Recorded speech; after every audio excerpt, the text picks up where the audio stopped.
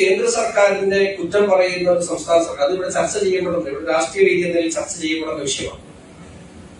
ഏറ്റവും എടുത്തു പറയേണ്ട ഒരു കാര്യം എയിംസ് ആണ്. പ്രത്യേകിച്ച് പ്രിയങ്കരനായ കേന്ദ്രമന്ത്രി സുരേഷനോട് ഇരിക്കുമ്പോൾ അത് പറയാതിരിക്കാൻ കഴിയില്ല. അദ്ദേഹത്തിന്റെ പേരും എയിംസും തമ്മിൽ ഭയങ്കര ചേർച്ചയാണ്.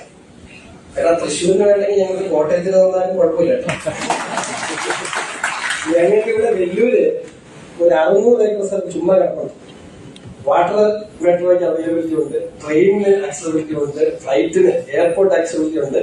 അതുകൊണ്ട് 600 ഏക്കർ സ്ഥലം ഇവിടെ കിടപ്പുണ്ട്. ജേർണലിസ്റ്റിന്റെ എനിക്കറിയാം. എന്നാലും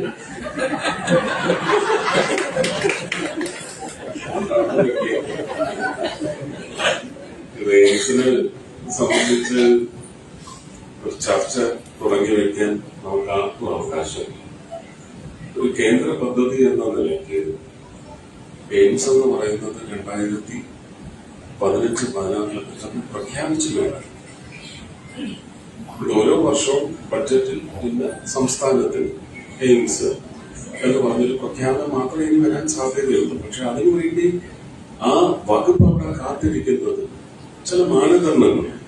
ഞങ്ങൾ പലയിടത്തും പറഞ്ഞിട്ട് ഇത് എന്താണ് ദുർവ്യാഖ്യാനം ചെയ്തൊക്കെ പുറത്തു വന്നിട്ട് ആൾക്കാർക്ക് ഇപ്പോഴും ജനങ്ങൾക്ക് ഇപ്പോഴും മനസ്സിലായി. പക്ഷെ അത് നമുക്കൊരു ചർച്ച വെച്ചൊന്നും അത് തീർക്കാനുള്ള ഒരു അധികാരം നമുക്ക് കിട്ടിയിട്ടില്ല. പക്ഷേ 2016 ഏപ്രിൽ 29-നാണ് രാജ്യസഭ.